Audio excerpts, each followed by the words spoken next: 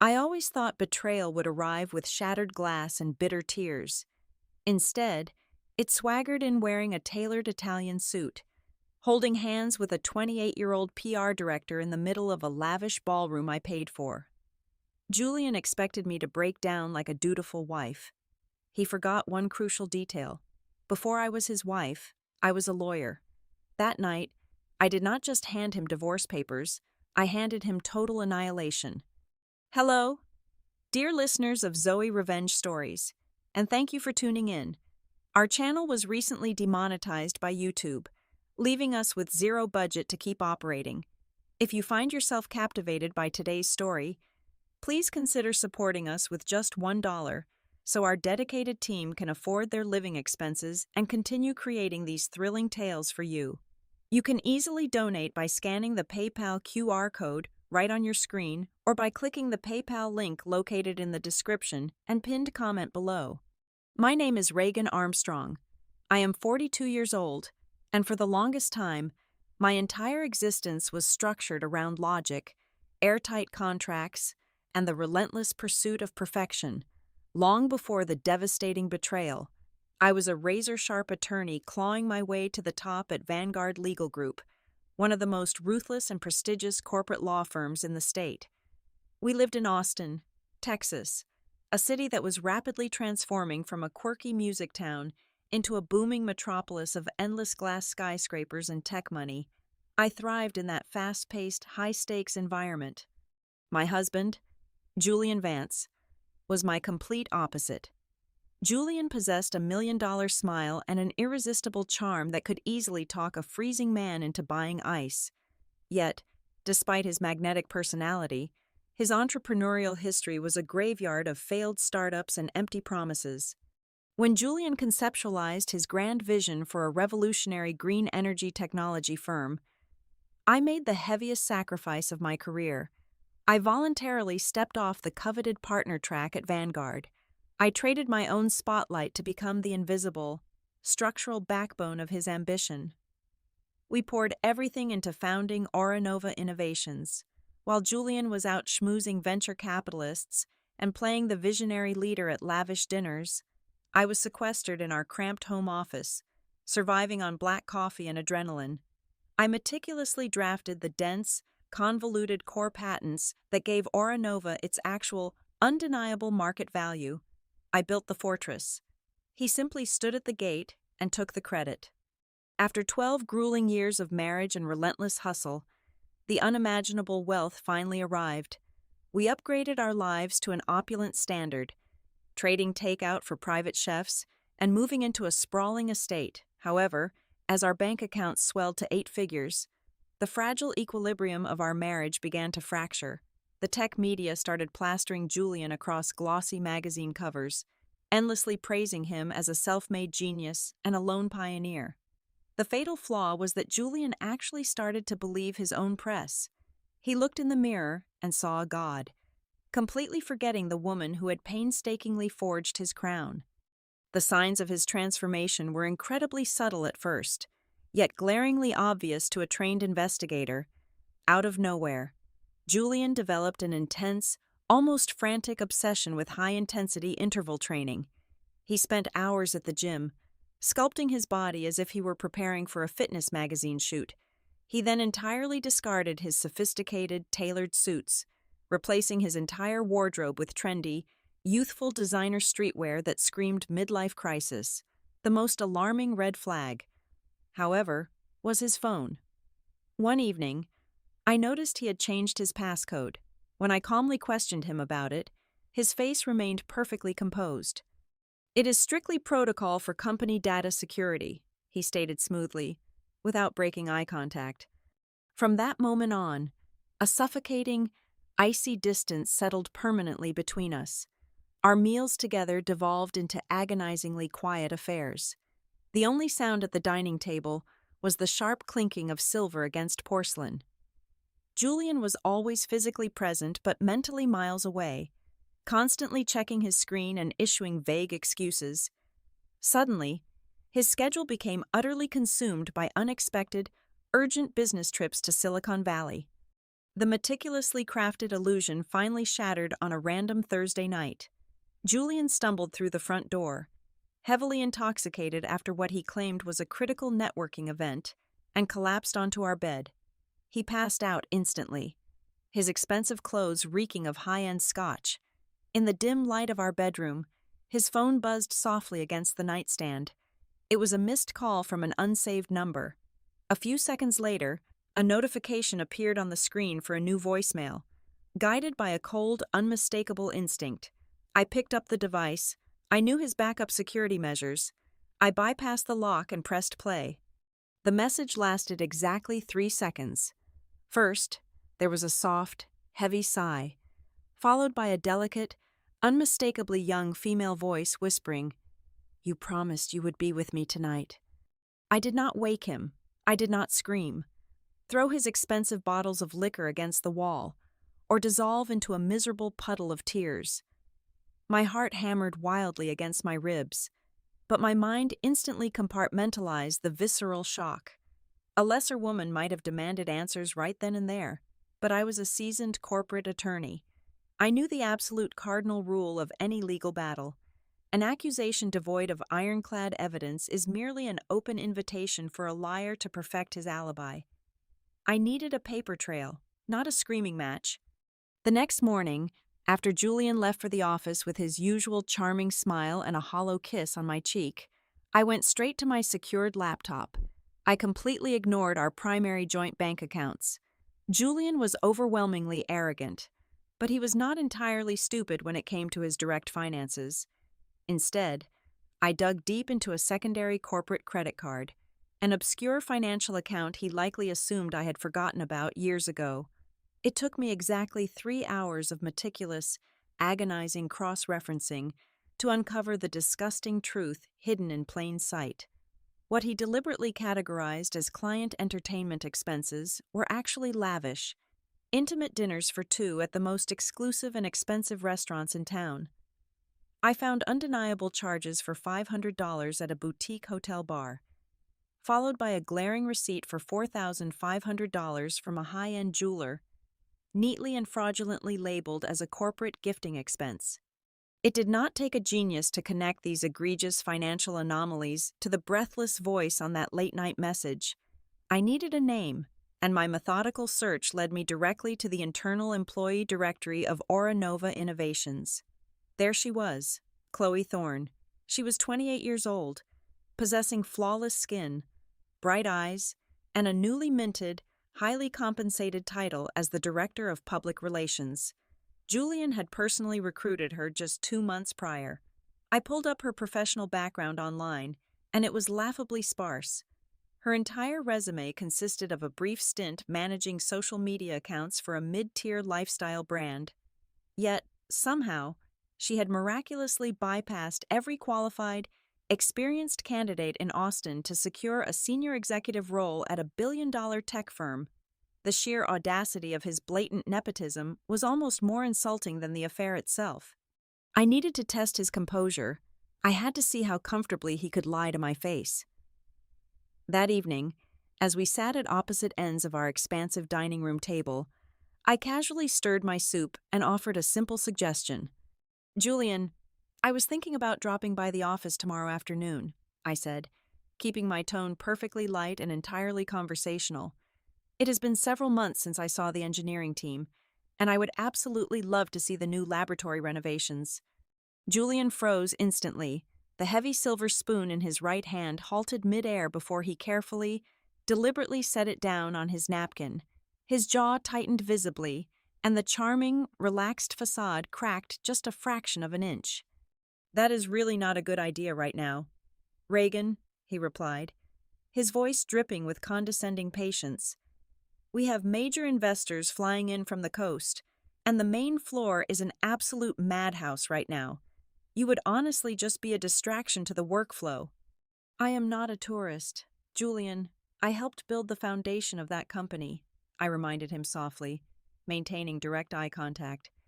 He leaned forward, aggressively employing the exact classic gaslighting tactics I had seen cornered narcissists use in deposition rooms 100 times before. "Are you listening to yourself?" he retorted defensively. "You are being overly sensitive again. You always do this when I am under immense pressure. Why are you actively trying to interfere with the business when I am out here pushing myself to the absolute limit every single day to provide this incredible lifestyle for us?"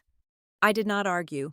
I simply smiled, apologized for my supposedly poor timing, and calmly went back to eating my dinner. The very next morning, I hired one of the most ruthless and discreet private investigators in the state of Texas.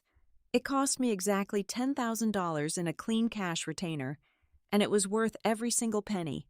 72 hours later, a thick manila envelope was delivered directly to my personal post office box. Inside was a devastating stack of high-resolution photographs. They were not ambiguous in the slightest.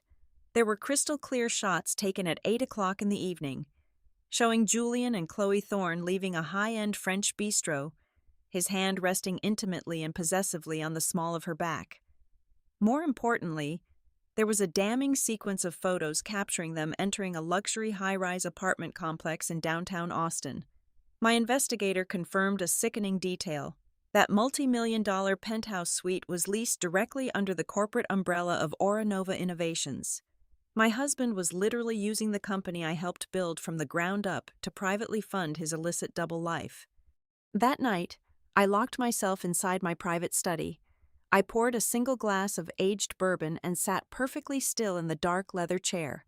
I waited for the crushing, suffocating weight of heartbreak to hit me, but it never arrived. Instead, as the hours ticked by toward midnight, a terrifyingly cold, razor-sharp clarity washed over my entire being. The man I had deeply loved and sacrificed my career for was utterly dead. The man I married no longer existed. In his place stood a greedy parasite who arrogantly thought he could drain my intellect and casually cast me aside for a younger model.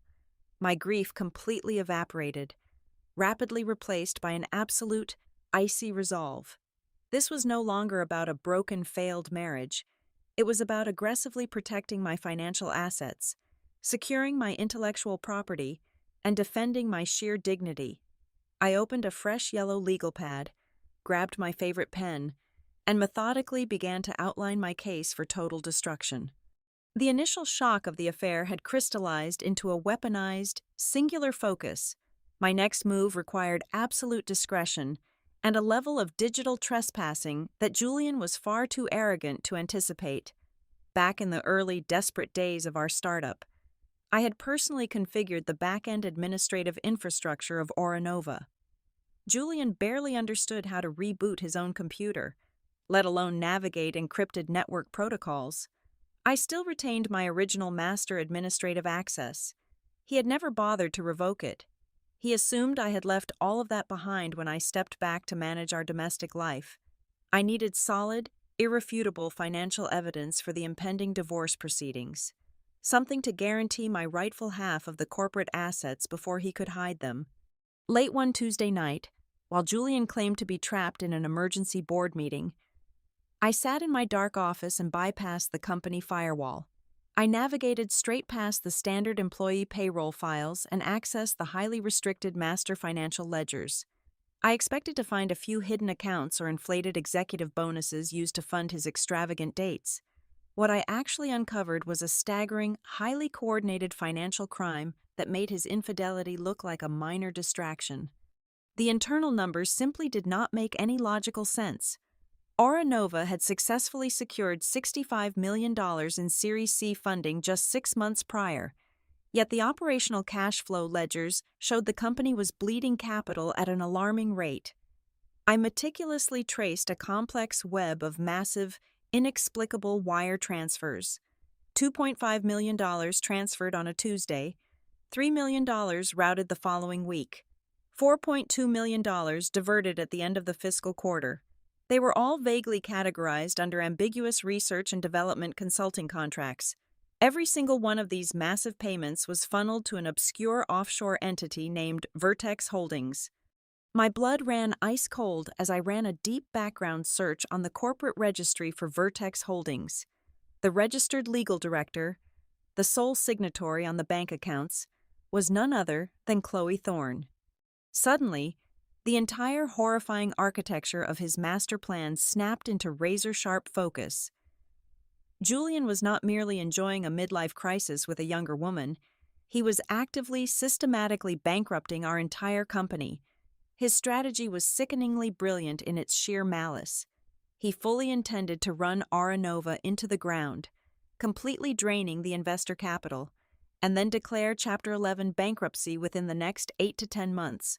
Because we resided in a community property state, that would leave me drowning in our massive, inescapable joint marital debt.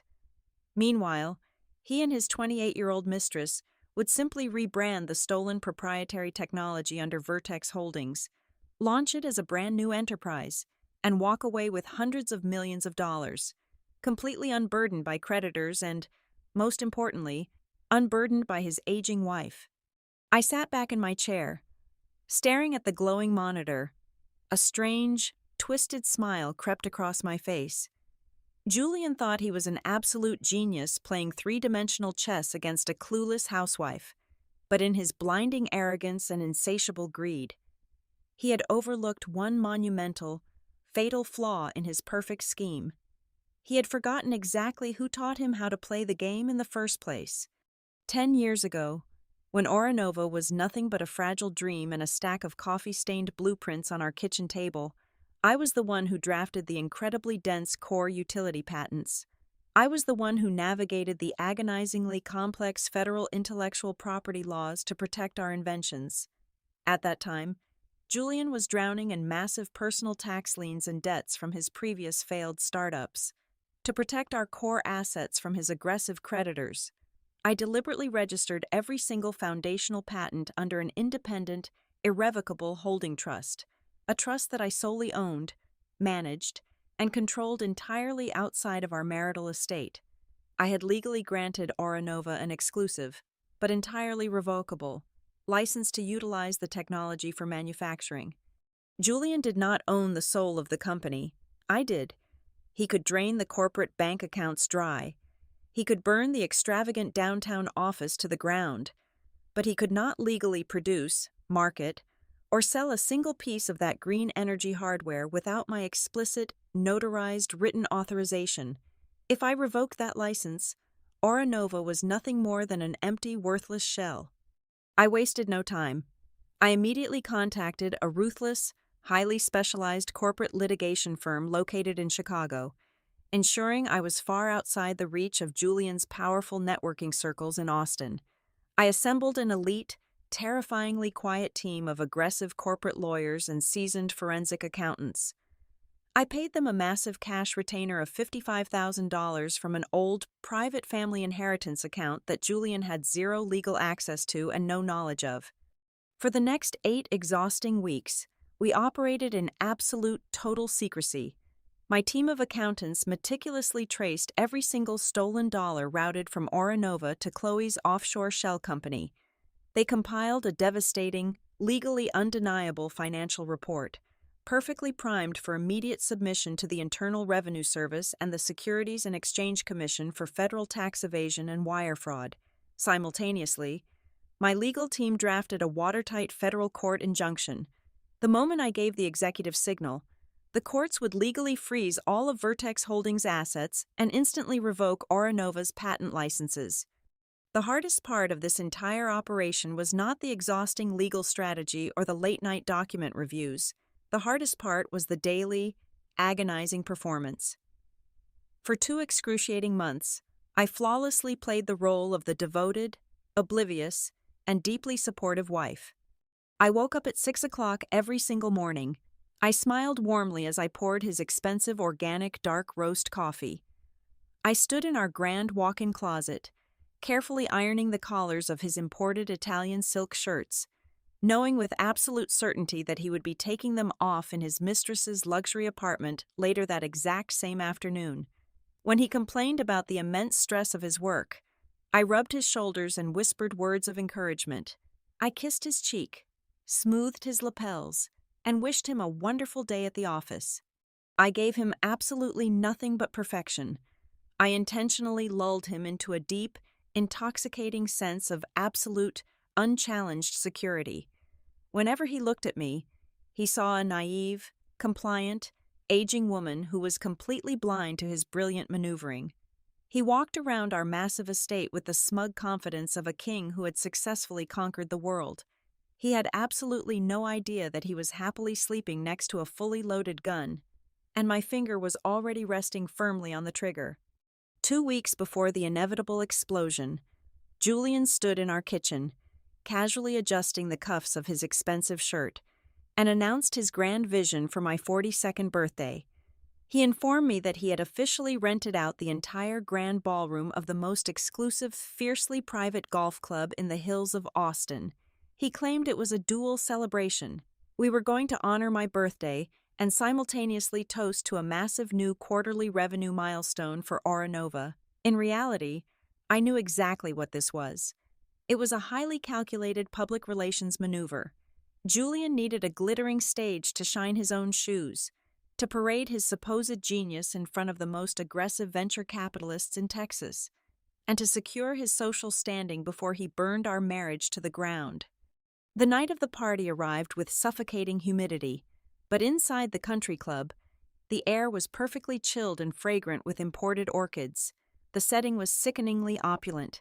Crystal chandeliers the size of small vehicles hung from the vaulted ceilings, casting a warm golden glow over the 200 guests. Waiters in crisp white jackets moved seamlessly through the crowd, carrying silver trays loaded with beluga caviar and glasses of vintage champagne. The guest list was a staggering collection of the city's elite. There were major tech investors, powerful local politicians, our supposed closest friends, and my own family members. I spent 3 hours preparing for this specific night. I chose a custom, floor-length emerald green silk gown that fit like a second skin, paired with diamond drop earrings that caught the light with every slight movement of my head. I looked absolutely flawless. I did not look like an aging, discarded housewife. I looked like an executioner arriving in her finest armor. I stood near the center of the room, greeting our guests with a perfectly practiced, mysterious smile, graciously accepting their compliments and early birthday wishes. Then, the heavy oak doors of the main hall swung open. The subtle shift in the room's atmosphere was instantaneous. Julian did not walk over to greet his wife. He did not come to kiss my cheek or offer me a drink. Instead, he strolled proudly into the center of the glittering ballroom with Chloe Thorne glued directly to his side. She was wearing a completely inappropriate, deeply cut scarlet dress that practically screamed for attention. She clung to his arm with the aggressive, territorial grip of a woman marking her property. Julian looked completely unbothered by the sheer audacity of his actions. In fact, he looked thrilled. He immediately began guiding her through the crowd, bypassing our old friends to march directly toward the most wealthy, influential investors in the room. "I want you all to meet Chloe," I heard him say loudly to a group of men who held our company's future in their bank accounts. "She is the absolute future of our corporate strategy." He completely abandoned me in the corner of the room. He did not even look in my direction. The whispers began almost immediately. You could practically hear the collective intake of breath from the women in the room. In high society, an affair is usually a quietly managed secret, kept safely behind closed doors. To flaunt a 28-year-old mistress at your wife's own birthday party was a level of disrespect so profound, it left people paralyzed with social horror.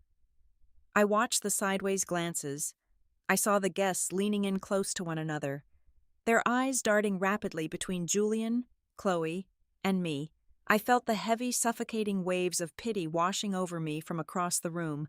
They were looking at me with those sorrowful, mocking eyes, silently wondering how I could be so incredibly blind, wondering if I was going to run crying to the restroom or completely lose my mind and cause a massive scene. The atmosphere grew agonizingly awkward as the hour passed. Chloe became increasingly emboldened by the alcohol and Julian's public validation. She began openly touching his chest, laughing entirely too loudly at his jokes, and leaning her face intimately close to his neck whenever someone spoke to them. It was a disgusting, grotesque display of arrogance. I observed every single detail from my position near the grand piano. I did not shed a single tear. My heart did not race with anxiety. I did not feel a single ounce of anger or humiliation. Instead, a deep, euphoric sense of calm washed over my entire body. I took a slow, deliberate sip of my champagne. I lowered my left hand and gently traced the smooth leather of my designer handbag resting on the piano bench. Inside that bag was a thick, heavy manila folder. The trap was fully set. The steel jaws were open, and the rat was happily chewing the cheese. The 0 hour had finally arrived. At exactly 9 o'clock, the jazz band abruptly stopped playing. The low hum of conversation faded into a tense, expectant silence as Julian stepped confidently up to the raised mahogany podium at the front of the ballroom. He tapped the microphone twice. The sharp sound echoed through the vast space, commanding the absolute attention of every single person in the room. "Good evening, everyone," Julian began, projecting his voice with that trademark, sickeningly charming smile. "Thank you all for being here tonight to celebrate two things that are incredibly important to me. First, to honor the birthday of my lovely wife, Reagan." He gestured vaguely in my direction without actually making eye contact. A scattered, painfully awkward round of applause rippled through the crowd. I simply maintained my calm, icy smile. "But tonight is also about looking forward," Julian continued, his voice swelling with fake passion and rehearsed charisma. "Aura Nova has reached unprecedented heights this year. We are standing on the edge of a massive global expansion. To navigate this incredible new era, a company must be willing to evolve. We must embrace fresh perspectives and bold, aggressive new leadership." I knew exactly what was happening. He was laying the foundation. He was preparing to publicly announce Chloe Thorne as the new executive vice president of Aura Nova, a strategic move designed to completely eradicate my legacy and solidify her unearned power before he initiated the bankruptcy plan. Julian looked down at Chloe, who was standing right at the edge of the stage, beaming up at him like he was a god. "That is why," Julian declared, gripping the edges of the podium, "I have a very special announcement to make regarding the future of this company, and the person who will be standing by my side to help me lead it." The entire ballroom held its breath. The tension was so thick it could shatter glass. Julian opened his mouth to say her name, completely unaware that his perfect, carefully constructed world was about to end in exactly 3 seconds. Before the first syllable of her name could even leave his lips, I moved. I did not rush. I did not storm the stage in a fit of hysterical rage. I glided across the polished marble floor of the ballroom with the slow, terrifying elegance of an apex predator that already knows the prey is trapped. The heavy silk of my emerald gown swept silently behind me. As I approached the wooden steps leading to the podium, the crowd physically parted for me. Julian saw me from the corner of his eye. His confident posture faltered for a fraction of a second. A flicker of genuine confusion crossed his perfectly tanned face. He thought I was coming up to stand beside him, to play the role of the dutiful, supportive wife, passing the torch to the younger generation. He actually leaned back slightly to make room for me at the microphone. I stepped up to the podium, stopped directly in front of him, and flashed a smile so incredibly sharp it could have drawn blood. Before he could even process what was happening, I reached out and smoothly slid the microphone right out of his hand. The sudden, amplified rustle of the microphone being exchanged echoed like a gunshot through the silent ballroom. 200 guests held their collective breath. Chloe, standing just below the stage, looked up at me with wide, suddenly nervous eyes. "Thank you, Julian," I said, my voice echoing crystal clear and frighteningly steady across the vast room. "That was a truly moving speech, and you are absolutely right. To navigate this incredible new era, one must indeed be willing to evolve and embrace a brand new chapter."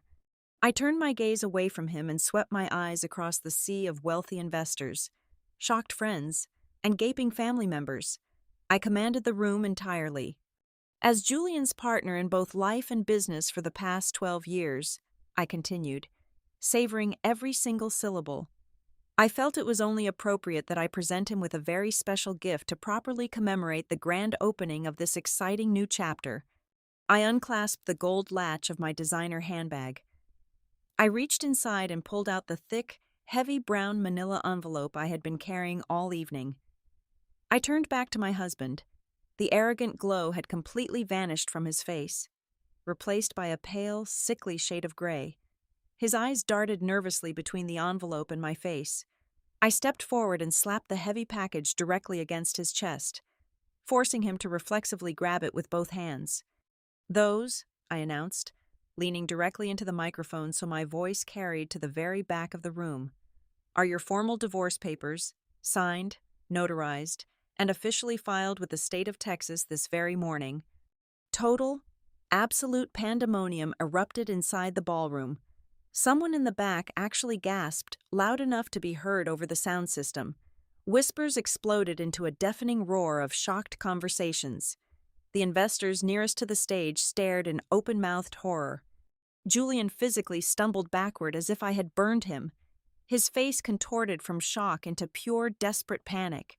He dropped his perfectly rehearsed charm and lunged forward, reaching out to grab my arm, violently hissing under his breath so only I could hear. "Reagan, what the hell are you doing?" he demanded frantically, his voice shaking with furious disbelief. "Are you completely insane? You are ruining everything. Get down from this stage right now before you embarrass yourself." I smoothly stepped out of his reach. I did not lower my voice. I did not step away from the microphone. I turned the volume of my vengeance up to the absolute maximum. "Please, Julian, do not bother opening that envelope just yet," I said brightly, talking over his stammering, "because the divorce petition is merely the cover letter. The second document tucked inside that folder is far more relevant to the distinguished investors standing in this room tonight. It is an emergency injunction issued directly by a federal judge, effective immediately." The word injunction acted like a magic spell. The entire room went dead silent again. The wealthy venture capitalists who had just poured millions into Aura Nova suddenly pushed their way to the very front of the crowd, their faces tight with alarm. "You see, ladies and gentlemen," I explained casually, pacing the stage like I was delivering the closing argument of my career, "my brilliant husband has spent the last 2 months telling all of you that he is a self-made tech genius. What he conveniently forgot to mention is that he does not actually own a single piece of the core technology that makes Aura Nova profitable." I looked down at the lead investor, a notoriously ruthless billionaire from Silicon Valley. I made direct eye contact with him. 10 years ago, I personally engineered and registered every single utility patent this company uses. I placed them inside an independent, irrevocable holding trust, a trust that I solely own and control. Julian merely had a revocable license to use my intellectual property, and as of 4 o'clock this afternoon, that license has been legally and permanently terminated. Starting tomorrow morning, Julian Vance does not have the legal right to manufacture, market, or sell a single battery cell, a single line of code, or a single piece of hardware. The collective realization hit the investors like a physical shockwave. Julian was completely paralyzed. His jaw hung open, but no words came out. He looked like a man who had just watched the floor vanish beneath his feet. He finally understood the fatal flaw in his master plan. He had spent years thinking I was his shadow, never realizing I was the absolute architect of his fortress, and I had just locked the doors from the outside. "But wait," I said, raising my free hand to silence the rising panic from the crowd. "It actually gets much better, because my husband and his newly appointed executive vice president have been exceptionally busy." I turned my body and locked my eyes directly onto Chloe Thorne. She was frozen at the edge of the stage, her face the color of spoiled milk. The scarlet dress suddenly looked less like a symbol of power and more like a massive target on her back. "Did you really think I would not find Vertex Holdings?" I asked her, my voice dropping to a dangerously quiet, conversational tone that echoed chillingly through the sound system. Chloe physically flinched. She took a terrified step backward, her high heel catching on the carpet. "For the past 6 months," I announced to the room, turning my attention back to the horrified investors, "Julian and his 28-year-old mistress have been systematically embezzling your investment capital. They have quietly routed nearly $10 million out of Oranova operational funds and funneled it directly into an offshore shell company legally registered under the name Chloe Thorne. Their brilliant strategy was to bankrupt Oranova, leave me with the debt, and launch your stolen technology under her new company. Furious shouting immediately broke out among the venture capitalists. One man slammed his crystal champagne glass down onto a cocktail table so hard the stem snapped in half. However, I continued, delivering the absolute final, crushing blow. My team of forensic accountants finished their work yesterday. We handed a meticulously documented, 400-page financial dossier directly to the Criminal Investigation Division of the Internal Revenue Service and the Securities and Exchange Commission. Every single fraudulent wire transfer, every single hidden account. I looked back down at Chloe and offered her the sweetest, most devastating smile of my entire life. Congratulations on your promotion to Executive Vice President. Chloe, I whispered softly into the microphone. I highly suggest you use your first executive paycheck to hire the best white-collar criminal defense attorney in Texas, because federal tax evasion and corporate wire fraud carry a mandatory minimum sentence of 10 to 20 years in federal prison. The reaction was instantaneous and spectacular. Chloe let out a sharp, breathless gasp. She looked at Julian, but she did not see a wealthy, powerful protector anymore. She saw a sinking ship. She saw a massive, radioactive liability, with a look of pure, unadulterated terror. She backed away from him as if he were covered in a deadly virus. She turned around and practically sprinted toward the main exit doors of the ballroom, shoving past the stunned guests in a desperate, pathetic attempt to escape the room. Julian was entirely broken. The man who had walked into the room radiating pure arrogance was now a hollow, trembling shell. He dropped the brown envelope onto the stage. The papers spilled out across the floor. He fell to his knees, frantically scrambling to gather them, stuttering and gasping for air, unable to string a single coherent sentence together. The investors did not wait around to hear his excuses. Disgusted and enraged, the most powerful men and women in the city began aggressively storming out of the ballroom, shouting into their cell phones, furiously calling their own legal teams to salvage whatever money they had left. The glittering, opulent party had transformed into a spectacular corporate graveyard in less than 10 minutes. I stood on the stage for one final moment, breathing in the chaotic, beautiful destruction I had orchestrated. I did not raise my voice again. I did not shed a tear. I simply set the microphone down gently onto the wooden podium. I turned my back on the pathetic, ruined man sobbing on the floor, gracefully descended the stairs, and walked straight out the front doors, leaving him to burn in the spectacular inferno of his own making. It took exactly 7 months for the dust to fully settle, but when it did, there was absolutely nothing left of the empire Julian Vance thought he controlled.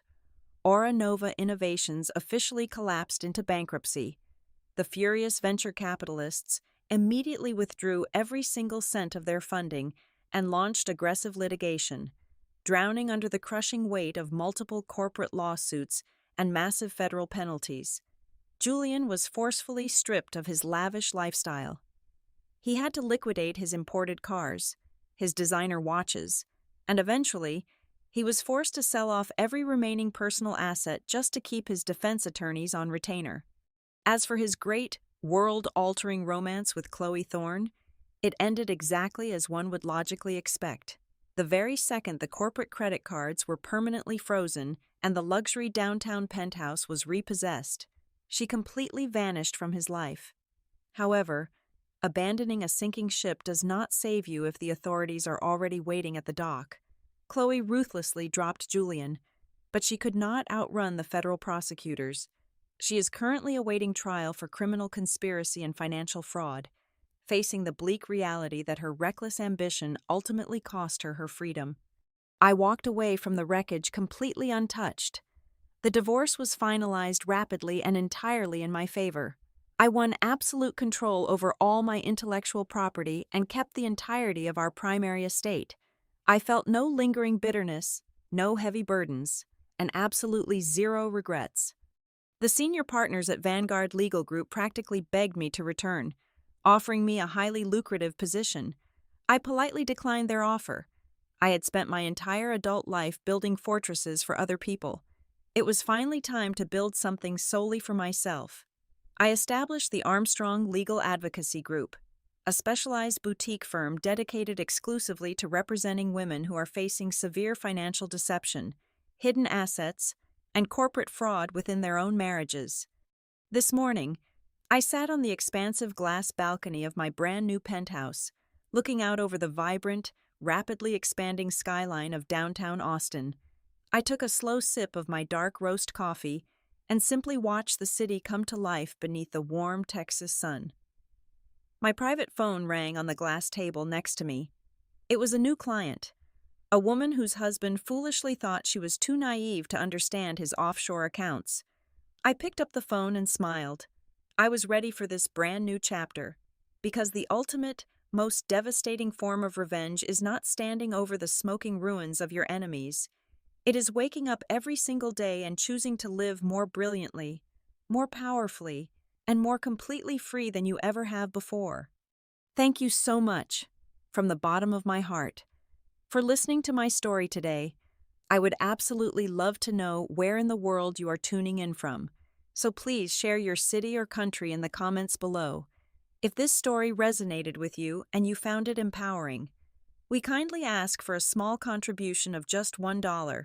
You can easily support us by scanning the PayPal QR code currently on your screen or by clicking the link provided in the description and the pinned comment.